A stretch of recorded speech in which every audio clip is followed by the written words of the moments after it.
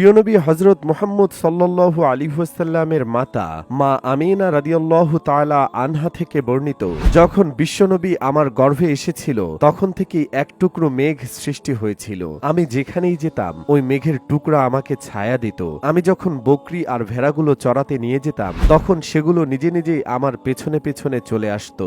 যখন আমি পাহাড়ের পাশ দিয়ে হাঁটতাম তখন পায়ের নিচের পাথরগুলো তুলোর মতো নরম হয়ে যেত। কুয়ার কাছে যখন পানি আনতে যেতাম কুয়ার পানি নিজে থেকেই উপরে উঠে আসতো, যেন খুব সহজেই কুয়া থেকে পানি সংগ্রহ করতে পারি। আমি যখন ঘুমাতে যেতাম তখন জান্নাতি হুর আমাকে বাতাস করত।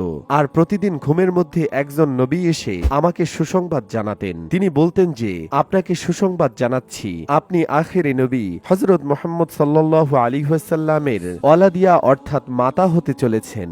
সুবহানাল্লাহ। নবীপ্রেমী হলে ভিডিওটি নিজে দেখুন, অন্যদের দেখার সুযোগ করে দিন। আসসালামু আলাইকুম ইয়া রাসূলুল্লাহ বলতে ভুলবেন না।